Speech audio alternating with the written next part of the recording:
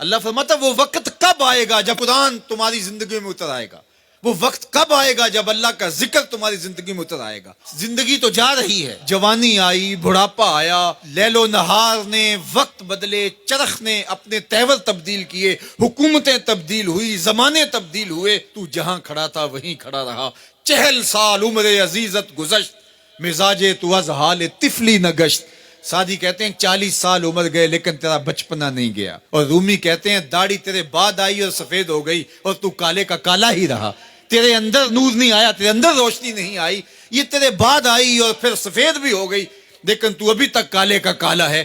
رب کہتا ہے وہ وقت کب آئے گا تمہارے سینے میں قرآن اترے، وہ وقت کب آئے گا ذکر سے تمہارے دل میں ارتعاش پیدا ہو، جب تم رب کا نام لو تمہاری آنکھیں آنسوں کا خراج دینے لگے۔ وہ وقت کب آئے گا جو ہی قرآن کھلے چھم چھم تمہاری آنکھیں برسنے لگے۔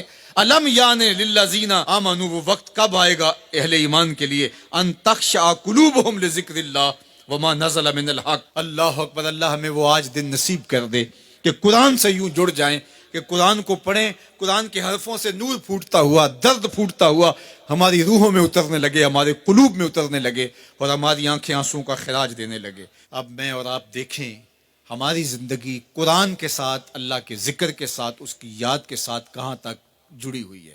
ہماری زندگی میں کہے کتنے ہیں، تفکرات کتنے ہیں، ہماری زندگی میں ٹھٹھے اور مذاق کتنے ہیں، اور عبرت حاصل کرنے کے مواقع ہماری زندگی کے اندر کتنے ہیں۔ پھر ارشاد فرمایا اعلموا، جان لو، انما الحیات الدنیا لعب و لہو و زینت و تفاخر بینکم، یہ دنیا ہے کیا جس کے پیچھے تم نے سب کچھ برباد کر دیا۔ سب سے قیمتی اثاثہ تو دل تھا، اس دل کو بھی دنیا کے لیے وار دیا۔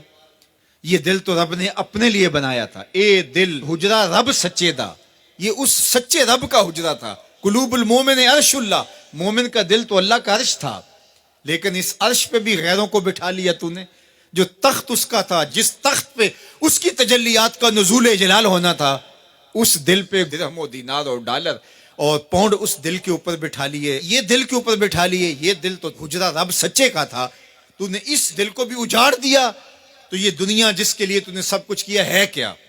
اعلموا، جانو، انما الحیات الدنیا لعب و لہو و زینت و تفاخر بینکم، یہ دنیا کھیل کود ہے، آرائش ہے، اور ایک دوسرے کے اوپر تفاخر کرنا ہے۔ وتکاثر فی الاموال والاولاد، فخر جتلانا، میرے بیٹے اتنے ہیں، ماشاءاللہ بڑے بڑے افسر لگے ہوئے ہیں، میرے پاس دولت اتنی ہے، میرے اتنے بنگلے ہیں، اتنا بینک بیلنس ہے، اتنے مربع، اتنی جائیدادیں ہیں۔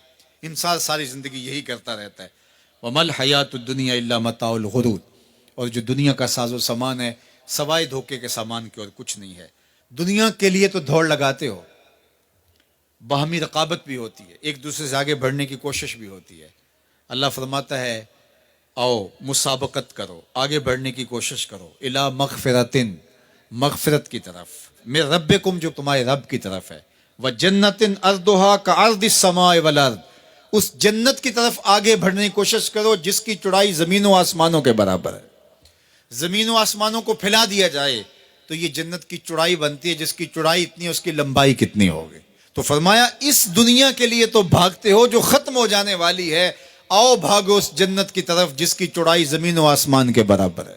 اعدت للذین آمنوا باللہ ورسولہ، یہ اہل ایمان کے لیے تیار کی جا چکی، وہ موتیوں کا محل، وہ یاقوت کا محل، وہ زبرجد کا محل، وہ خالص مشک کا محل جو تمہارے لیے بنایا ہوا ہے، تم نے جانا ہے، اور تمہیں دروازہ کھولنے کی بھی ضرورت نہیں ہے۔ منتظر دربان کھڑے ہیں جو تمہارے لیے دروازہ کھول کے تمہیں مرحبا کہیں گے اور سلامتی تمہارے اوپر پیش کریں گے۔